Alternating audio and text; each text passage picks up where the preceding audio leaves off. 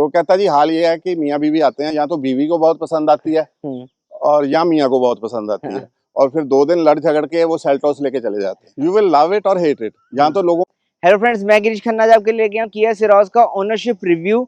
और ये वीडियो इसलिए बहुत खास है क्योंकि सर लगभग 3 महीने से इस गाड़ी को चला रहे हैं और बताएंगे कैसा उनका इस गाड़ी के साथ एक्सपीरियंस है, क्या माइलेज दे रही है गाड़ी, क्या पॉजिटिव है, क्या नेगेटिव है, कैसी इसकी ड्राइव है, कैसी इसकी सस्पेंशन है और खासकर बॉडी रोल कैसा है इस गाड़ी में, क्योंकि बहुत लोगों को बॉडी रोल को लेकर डाउट आता है।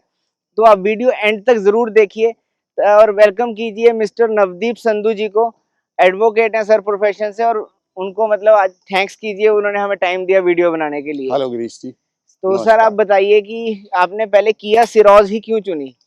सर किया सिरोज मैंने इसलिए चुनी, मैं देखने गया था सेल्टोस, काफी गाड़ियां करके फिगर आउट कि कौन सी लेनी है, तो मैं गया था सेल्टोस देखने। उसी दिन ये लॉन्च हुई थी और ये खड़ी थी वहाँ।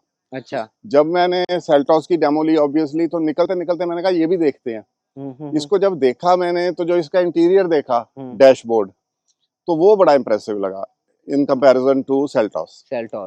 तो तभी मेरा माइंड बदल गया था। और फिर जो इसमें बेल्स एंड विसल्स हैं, जो फीचर्स हैं, तो वो तो है ही हैं, वो बाद में बात करेंगे उनकी। तो अब अगर हम इस गाड़ी को कंसीडर करने पे बात है, तो आपने ये जब गाड़ी कंसीडर करी, खरीदी, तो इससे पहले और कौन सी गाड़ियां आपने देखी थी?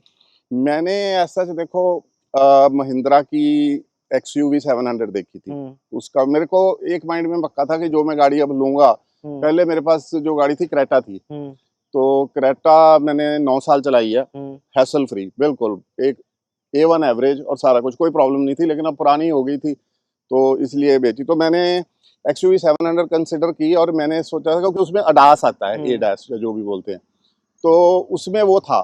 लेकिन उसमें मेरे को थोड़ी सी वो एप्रीहेंशन थी महिंद्रा टाटा की कि इंडियन गाड़ी है, और कोई वैसे कोई प्रॉब्लम नहीं थी। तो फिर बीच में मैंने ये भी कंसिडर की कि मेरी जरूरत जो है लोकल चलती है ज्यादा देर, और ज्यादातर 2 ही आदमी होते हैं, तो हमें पीछे कोई ज्यादा स्पेस की जरूरत है नहीं 7 सीटर की या कोई बहुत बड़ी डिक्की की। तो फिर ये पसंद आ गई। बस कंपैरिजन कोई नहीं है कि XUV 700 से। नहीं कंपैरिजन नहीं, पर आपने कंसिडर की थी, वो हाँ कंसिडर की थी। तो कंपैरिजन की अगर हम बात करें, तो जब ये गाड़ी लॉन्च हुई थी तब स्कोडा ने काइलैक लॉन्च करी थी और आपने वो कंसीडर नहीं करी, उसका कारण? उसका कारण ऐसा कुछ नहीं है, मैं यूरोपियन कार्स का फैन नहीं हूँ विदाउट रीजन। कोई मेरे पास हार्ड, एक तो उनकी बस रिपेयर महंगी है, जैसे तो कॉस्टली है। अगर ये टूट जाए ना साइड मिरर भी, तो ये भी उसका 12-14 हजार का है। इन गाड़ियों का जैसे क्रेटा थी या हुंडई और मारुति की है, तो इनकी रिपेयर रीजनेबल होती है। तो उसके अलावा सर आप ये बताइए कि अब तक आपने कितने किलोमीटर चला ली है? अब मेरी तकरीबन ये 2800-2900 किलोमीटर, लगभग 3000 किलोमीटर चल चुकी है। और कैसी माइलेज दे रही है? सर माइलेज लोकल की हम बात करें तो ये दे रही है 11 से 12, जिसे हम बम्पर टू बम्पर बोलते हैं। लोकल चलती है ट्रैफिक 11-12 देती है। एक दिन मैं अपहिल लेके गया था, उस दिन इसने दी थी 15, और डाउन हिल ड्राइव फ्रॉम आप कह लो धर्मपुर से लेके कालका तक इसने एवरेज दी थी 28-29 की, जो इसका मीटर बता रहा था। डाउन हिल में अच्छी एवरेज है। सर इसको चंडीगढ़ से कसौली लेके गए थे और वहां पे उन्होंने ड्राइव करके देखा इसकी कैसी ड्राइव है। और अब सर बताइए कि अब ड्राइव में अगर हम बात करें, तो बहुत सारे लोग हैं जो इसकी सस्पेंशन और बॉडी रोल को लेकर डाउट करते हैं। Due to height body roll लगता है आपको गाड़ी में? हाइट से लोगों को एप्रीहेंशन है कि बॉक्सी डिजाइन है तो बॉडी रोल होगा, लेकिन मुझे तो ऐसा कोई फील नहीं हुआ। पहाड़ पे ही ज्यादातर बॉडी रोल होता है कि आप ऐसे ऐसे टर्न करते हो, ना तो मुझे लगा, ना ही मेरे को पैसेंजर को लगा। और एक्सेलरेशन और ड्राइव का कैसी है? ड्राइव और एक्सेलरेशन इसकी सर A1 है। इसमें 3 मोड हैं, स्पोर्ट्स मोड, इकोनॉमी मोड और नॉर्मल मोड। अगर आपको पूरी पेपी ड्राइव चाहिए तो आप स्पोर्ट्स मोड में ले जाके रेस पे पैर रख के देखो, आपको पता लगेगा कि। अगर वेरिएंट की बात करें तो STX plus optional top and model है, डीजल ऑटोमेटिक सर का वेरिएंट है। हाँ। और डीजल इंजन जो इसकी है लगभग 114 PS की पावर और लगभग 250 Nm का टॉर्क देती है। तो अगर हम ड्राइव की बात करें तभी सर ने कहा पेपी है, क्योंकि वो एक डीजल इंजन है। डीजल इंजन यूजली पेपी होती हैं। और बस put your foot down and you will feel the power. That is the reason कि मैंने यही ली थी, क्योंकि मैंने डेमो में पेट्रोल वाली भी चला के देखी थी। अच्छा। क्रेटा में भी मैंने पेट्रोल चलाई थी किसी की, और मेरे पास खुद की डीजल वाली थी, तो उसमें काफी फर्क था। उसकी इंजन लगभग मैच करती होगी इससे। हाँ, डीजल वाली क्रेटा तकरीबन से। तो इसी कारण से, क्योंकि पेप्पी होती है यूजली डीजल की, इसके अंदर यूरिया डालना पड़ता होगा आपको। हाँ, यूरिया के इसके अंदर आपको इंडिकेटर दिखेगा स्क्रीन पे। हाँ। उसके अलावा सर आप ये बताइए कि जैसे लुक्स को लेके आपका क्या कहना है जी? देखो लुक्स का तो ये बात है, मैं आपको इसकी एक इंटरेस्टिंग स्टोरी सुना देता हूँ। मैं जिस दिन देखने गया गाड़ी और उसके एक हफ्ते बाद मैंने ली थी, तो मैंने कहा भाई गाड़ी बिक बुक रही है, क्योंकि तब आई थी ये 3 मार्च को मैंने ली है, फरवरी एंड में ये तकरीबन आई थी, मिडल से में। तो कहता जी हाल ये है कि मियाँ बीवी आते हैं, या तो बीवी को बहुत पसंद आती है और या मियाँ को बहुत पसंद आती है, और फिर 2 दिन लड़ झगड़ के वो सेल्टोस लेके चले जाते हैं। हाँ, सेल्टोस लेके चले क्योंकि सेगमेंट जो किया ने ये लेके आया है सिरोज का, कि ये खुद की उनकी गाड़ियां सोनेट और सेल्टोस से ही पूरा टक्कर ले रहा है और उन्हीं के बायर्स को अट्रैक्ट कर रहा है। यू विल लव इट और हेट इट। यहाँ तो लोगों को बहुत पसंद आती हैं, यहाँ लोग फिर अजीब अजीब बातें करते हैं। लोग या कहते हैं कि इसको वैगनआर से कंपेयर करते हैं, या कहते हैं ये तो मिनी डिफेंडर है। जिनको पसंद आती है वो डिफेंडर से कंपेयर कर देते हैं, जिन्हें नहीं अच्छी लगती। अब मेरे को कईयों ने कहा, मैं बताता हूँ कि तेरे पास क्रेटा थी, ये क्रेटा से स्मॉलर कार है। मैंने कहा वो बेस मॉडल से एक मॉडल ऊपर था, इसमें मैंने टॉप मॉडल इसीलिए लिया है कि मैं किसी की गाड़ी में बैठ के हैरान ना हूँ कि यार इसमें ये भी है ये भी है। मेरे पास ऐसी गाड़ी हो जिसमें तकरीबन सब सारे फीचर्स सारे हों, तो मैंने इसलिए ये लिया। और क्रेटा इससे चौड़ाई में कम है, हाइट में कम है, और लेंथ में ये क्रेटा से तकरीबन 1 फुट छोटी है। तो वो डिक्की पार्ट ही है, वो मेरी यूज ही नहीं होती। बूट स्पेस तो फिर भी काफी अच्छा है। तो आपको प्राइस कितने की पड़ी है ऑन रोड? ऑन रोड मुझे एग्जैक्ट 20 से कोई 8-9 हजार कम पड़ी थी चंडीगढ़ में, और उसके मैंने मैट ले लिए थे एजेंसी। अच्छा, अब अगर हम एक्स शोरूम प्राइस की बात करें तो ये गाड़ी लगभग 9.5 लाख से स्टार्ट हो जाती है और लगभग 18 लाख तक एक्स शोरूम प्राइस तक जाती है, जिसका मतलब ये है कि ये किया ने एक ऐसा प्रोडक्ट निकाला है कि जो एक हर एक क्लास के बायर को केटर करता है। खासकर अगर कोई मिडिल क्लास का बंदा लेना चाहता है वो भी, और एक हायर क्लास का लेना चाहता है वो तो टॉप एंड वेरिएंट लेके 18 to 20 लाख तक पहुंचा सकता है। पर बेस मॉडल जो इसका है वो ऑन रोड 10.25 साढ़े 10 तक पड़ता है चंडीगढ़ के अंदर। तो उसके अलावा सर आप मुझे बताइए कि जब ये गाड़ी को आप हाईवे पे चलाते हो तो कितने तक आप लेके गए हो स्पीड पे अब तक? मैं जिस रोड पे जितनी परमिशन है वह उतनी चलाता हूँ। ये वाली जो सड़क है नाडा साहब से आगे वाली, वो हाईवे बन जाती है जो सहारनपुर को जाती है, उस पे चलाई थी, तो मैं तो 100 तक ही लेके गया हूँ। वैसे मैंने रिव्यू पढ़ा है कि 160 तक चली जाती है। हाँ, कोई इसमें दिक्कत नहीं लगती। और स्टीयरिंग आपको कैसा फीडबैक देता है? बिल्कुल रिस्पॉन्स है सर, क्योंकि ब्रेक में वो EBS, EBD और ये और वो ब्रेकिंग पे ही मैंने आना था कि चारों डिस्क हैं इसकी ब्रेक्स, क्योंकि टॉप एंड मॉडल है, तो कैसी ब्रेकिंग प्रोवाइड करती है? सर आप मेरा ख्याल 100 पे अगर ब्रेक लगाओगे तो विद इन 5 मीटर गाड़ी रुक जाएगी, स्टेशनरी होगी। तो काफी अच्छी। और खासकर ये कलर भी पीटर ऑलिव बहुत अच्छा है, अगर आप एक बार 360 में इस गाड़ी के को देखो तो बहुत ही अच्छा लगता है ये कलर। उसके अलावा सर आप हमें ये बताइए कि जैसे किया से आपको डीलरशिप से कैसा एक्सपीरियंस है? जोशी किया से आपने परचेज करी? हाँ, मैंने चंडीगढ़ इंडस्ट्रियल एरिया जोशी किया। तो कैसा एक्सपीरियंस था उनके साथ? तो ठीक था, जैसे नॉर्मल होता है। आजकल कॉम्पिटिटिव मार्केट है, सारी डीलर आपको अच्छे से ट्रीट करते हैं। पर हाँ, उन्होंने ये कहा था कि इसके जो बायर हैं वो डिवाइड हो रहे हैं सोनेट और सेल्टोस में। हाँ, दोनों में ही हो रहे हैं। सेल्टोस के अंदर, सोनेट के अंदर बूट स्पेस कम है, इसका बूट स्पेस उससे ज्यादा है। हाँ। इंटीरियर्स के बारे में बात करते हैं सर से। सर आप बताइए आपको इसका इंटीरियर कैसा लगता है? सर इंटीरियर आप खुद ही देख लें, इसकी जो ये फिनिश है यही मेन कारण था जो मैं अट्रैक्ट हुआ था इस गाड़ी की तरफ। ये डी कट इसका स्टीयरिंग है, जो कन्वेंशनल गोल स्टीयरिंग होता है उससे थोड़ा ये हटके है। फिनिशिंग बहुत अच्छी है और खासकर कैबिन जो है काफी रूमी लग रहा है। टॉप एंड वेरिएंट होने के कारण सारे फीचर्स हैं इसके अंदर।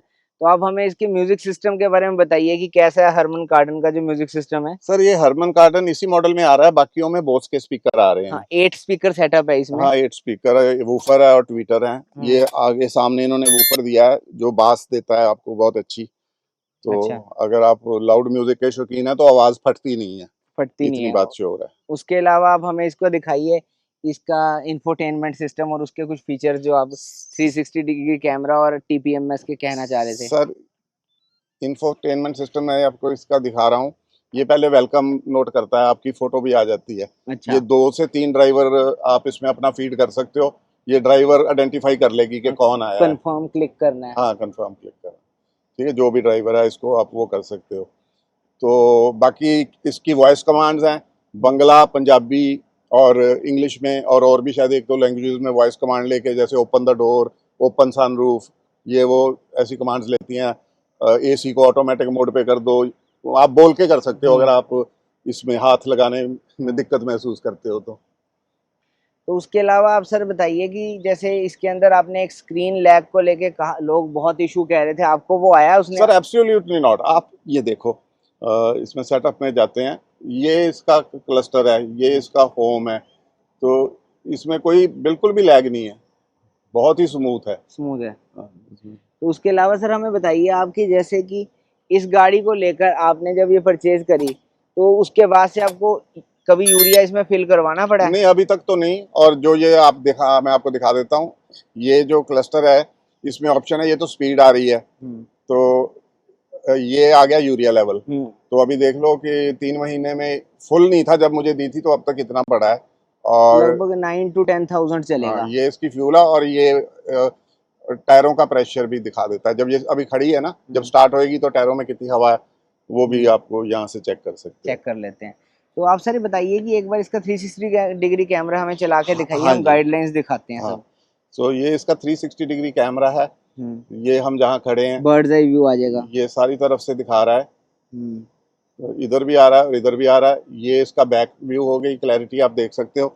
ये हो गया इसका फ्रंट व्यू, और ये फिर 360। और फ्रंट व्यू में भी आप इसकी ऑप्शंस हैं कई तरह की ना, उसको कैसा देखना चाहते हो, सो वो सारा कुछ है। सो किया कनेक्ट से आप इसको बाहर से ही स्टार्ट कर सकते हो, बाहर से ही इसके शीशे डाउन कर सकते हो, पूरे भी कर सकते हो, थोड़े भी कर सकते हो। अच्छा, और स्टार्ट भी कर सकते स्टार्ट हैं, कर सकते हो, एसी भी ऑन लॉक कर सकते हैं। सकते हो, अनलॉक कर सकते हो। ये सारे फीचर रिमोट के हैं, तो आपको दिख सकते हैं ये सारी अच्छा। चीजें। ये स्टार्ट द इंजन, और ये बाहर से कर बाहर। सकते हैं कार में, ताकि पहले कार को कूल डाउन कर ले ऐसे हाँ सब हाँ, हॉट वेदर गर्मियों में खास तौर पे। वेंटिलेटेड सीट्स तो हमने अभी रास्ते में आते हुए चेक भी किया, काफी अच्छी प्रोवाइड करती है वेंटिलेशन। उसके अलावा जो ये ऑटोमेटिक गियर बॉक्स है, ये टॉर्क कन्वर्टर आता है, जब आप पेट्रोल लो तो डीसीटी आता है, तो आपको इसकी कैसी लगती है परफॉर्मेंस? मैंने डीसीटी वाला चलाया नहीं, मैंने सुना ही है कि, पर उसमें हमारा एक फैन क्लब है, Cyrus buyers fan club Facebook page, उस पे डीसीटी वाले कुछ शिकायत करते हैं, मुझे समझ नहीं आती वो क्या कहना चाहते हैं, क्योंकि मैंने वो एक्सपीरियंस नहीं किया। क्रेटा में आपके पास मैनुअल थी पहले? हाँ, वो मैनुअल थी। उससे अगर जैसे इस पे आए हो, इंजन लगभग सेम है, तो फिर कैसा है मतलब ऑटोमेटिक का experience? Sir automatic A1 peppy engine, very responsive engine. अगर थोड़ी सी इसमें अगर कमी वाली बात करें तो वो लोकल एवरेज है, हाईवे एवरेज में कोई दिक्कत टर्बो लैग तो आता ही नहीं होगा, बिल्कुल नहीं क्योंकि आता। टॉर्क कन्वर्टर के कारण टॉर्क पहले ही आपको इनिशियली काफी अच्छा पुश मिल जाता है टॉर्क का। उसके अलावा तो आपने बाकी और इसके हमें सनरूफ के बारे में दिखाइए एक बार आप जरा। सर सनरूफ खुलती बंद होती तो आप सबने देखी है। इसमें एक वेंटिलेशन मोड है, जैसे मैं इसको ऊपर को प्रेस करूंगा ना, तो ये निचले वाला कवर तो पीछे चले जाएगा, ये छत नहीं खुलेगी, ये वेंटिलेशन मोड में चले जाएगी ताकि गाड़ी गर्म ना हो। मैं आपको दिखाता हूँ, ये ऊपर को प्रेस किया है मैंने, तो ये पीछे जाएगी और ये लिफ्ट हो जाएगी थोड़ी सी, ये देखो। पैनोरामिक सनरूफ जो है इसकी, ये काफी अच्छी है। और अगर पूरी खोलनी है तो पूरी तो खोल ही सकते हो। अब ये पूरी गाड़ी की यही बात है कि लुक्स भी काफी अच्छी है, और फीचर्स के मामले में कोई ऐसा फीचर नहीं है जो इस गाड़ी के अंदर नहीं प्रेजेंट होगा। अगर मैं पीछे भी बैठ के दिखाऊं तो हम सर से भी डिस्कस करते हैं इसके बारे में कि रियर जो इसकी सीट स्पेस है वो बहुत अच्छा है। आपके फैमिली वाले जब बैठते हैं तो उनको कैसा लगता है इसका रियर सीट स्पेस, जरूर एक बार आप बताइए। इसमें मैं खुद ही बैठा हूँ एक दिन के ट्राई करने के लिए, तो आप देख लो पिछली सीट आगे पीछे हो जाती है, नीचे बाहर है, और पिछली सीट रिक्लाइन भी हो जाती है पीछे को और आगे को। और 60-40 डिवाइड हो जाती है। अगर आपने सामान ज्यादा रखना है तो डिक्की ऑब्वियसली बड़ी हो जाती है, आप सीट आगे को कर लो तो वो चीज का तो बेनिफिट है। और रियर सीट में वेंटिलेशन प्रोवाइड कर रखी है। हाँ जी, ये first in segment I think. हाँ, ये बड़ी गाड़ियों में होता है, मतलब इस प्राइस में पिछली सीट कम ही वेंटिलेटेड मिलती है। ये जो आपको ब्लाइंड्स मिल रहे हैं सन के, ये आप वैसे लगा सकते हो स्टेशनरी कार में। चंडीगढ़ में इसकी टिकट कटती है, अगर होगा तो मैं आपको एक रील भी टैग कर दूंगा, मैंने परसों ही देखी थी। बिल्कुल कटती है सर, बहुत लोग बोल रहे हैं कि चंडीगढ़ वाले नहीं सुनते, और वो कहते हैं जी कंपनी पागल है जो उन्होंने दी है। तो वो उसका लॉजिक ये देते हैं कि कंपनी तो गाड़ी 200 पे भागने वाली देती है, पर चंडीगढ़ में स्पीड लिमिट तो 60 है ना, तो आप 200 पे थोड़ी भगाओगे। पॉइंट तो काफी अच्छा है आपका। और मुझे ये जो वेंटिलेशन सीट इसकी रियर सीट में लगी है वो बहुत ही अच्छी लगी है। उसके अलावा सर आप और कुछ हमारे व्यूअर्स को बताना चाहेंगे, प्रोज एंड कॉन्स, एक गाड़ी को लेके पॉजिटिव नेगेटिव क्या है इसको? सर नेगेटिव देखो, मेरी गाड़ी है, मैं नेगेटिव तो क्यों बोलूंगा, पर अभी ऑनेस्टली मुझे नेगेटिव दिखा नहीं इसमें कुछ। अच्छा, अभी तक आगे दिखेगा तो हम दोबारा वीडियो बना लेंगे, मैं बोल दूंगा कि भाई बाकी 6 एयर बैग्स हैं इसमें, 6 एयर बैग, भगवान ना करे उसकी कभी जरूरत पड़े। सेफ्टी के मामले में इसमें 20 सेफ्टी फीचर्स हैं, हालांकि जरूरत नहीं पड़नी चाहिए, पर कंपनी ने फिर भी ये सेफ्टी फीचर्स दिए। SOS का बटन दिया, जैसे कि आप देख सकते हैं IRVM पे SOS का रेड कलर का बटन देख सकते हैं। वो इन्होंने दे रखा है। उसके अलावा आपको एक बात बताइए कि अभी सर्विस जब आपने करवाई नहीं, आपको कोई इसके अंदर रैटलिंग नॉइज लगी गाड़ी में? क्योंकि स्कोडा की गाड़ियों में काफी आती है rattling noise. Sir absolutely not, आप बैठ के आए ही हो मेरे साथ। हाँ। सड़क भी उबड़ खाबड़ थी, कोई आपको आवाज सुनाई और दी? भारत एनकैप ने भी इसको 5 स्टार की सेफ्टी रेटिंग दे दी है। हाँ, वो मेरे लेने से बाद में दी है उन्होंने। और एक मैं क्लस्टर में आपको चीज दिखाता हूँ जो शायद किसी वीडियो में ना, ये एक जो क्लस्टर है ये नॉर्मल थीम है ना जो हमारी होती है। हाँ। तो इसको हम क्लस्टर थीम सिलेक्ट कर सकते हैं, इसको स्पोर्ट्स कार वाले मोड में ले जा सकते हैं। ये देखो, ये हो जाती है। हाँ, स्पोर्ट्स कार वाले में चलेगी। तो इसमें बाकी इसमें ये लिंक कर सकते हो, इसकी लाइटिंग वगैरह, ड्राइविंग स्टाइल, ए बी, ये मीटर मोटर चेंज हो जाते हैं इससे। ट्रैक्शन कंट्रोल के भी इसके अंदर मोड्स। स्पेस भी काफी अच्छा है रियर सीट का, अगर आप स्पेस की बात करो। और साथ ही साथ फीचर्स के मामले में तो कोई भी ऐसा फीचर नहीं है जो इस गाड़ी में नहीं है। और मैं खुद भी रियर सीट में बैठ के और गाड़ियों से बहुत ज्यादा सेटिस्फाइड इस कारण से हूँ क्योंकि ये जो पीछे सीट्स की वेंटिलेशन है। तो उसके अलावा और सर आप कुछ बताना चाहोगे? इसके जो बायर्स हैं, हमारे जितने भी फेसबुक पे ग्रुप्स हैं किया सेरोज के, बहुत लोग कंफ्यूज रहते हैं, उनको आप क्या एक मैसेज देना चाहोगे कि वो गाड़ी ये परचेज करें या ना परचेज करें, कैसा डिसीजन बनाएं अपना? सर मैं अगर कहूँगा ना परचेज करें तो मैं अपने डिसीजन को डाउट करूंगा। हाँ। तो मैं तो इसलिए कह रहा हूँ कि अगर आप लें तो इसमें डीजल लें प्रेफरेबली, अगर आपको रिस्पॉन्सिव इंजन का शौक है। ये अगर क्योंकि अडास और माइनस अडास में 1 लाख का फर्क था। अगर मैं ये अडास वाले फीचर ना लेता, वो समझ आता है लेवल 2 एडीएस के। हाँ, लेवल 2 अडास है कि अगली गाड़ी को देख के अपने आप धीरे हो जाती है, लेन असिस्ट वगैरह वो सब कुछ है इसमें। अगर वो पैसे बचाने हैं, क्योंकि वो इंडिया में इतना यूज नहीं होता लोकल में, तो वो बचा लो, पर otherwise go for diesel. Go for diesel. तो आज के लिए इतना ही, फिर हम ऐसी वीडियो में मिलेंगे। और कोई आपको डाउट्स हैं तो आप नीचे कमेंट कर सकते हो। थैंक्स कीजिए एक बार फिर आप सर का कि उन्होंने आज हमें वीडियो बनाने के लिए टाइम दिया। फिर मिलेंगे, धन्यवाद सर। आपका धन्यवाद, आप आए और आपने भी टाइम निकाला।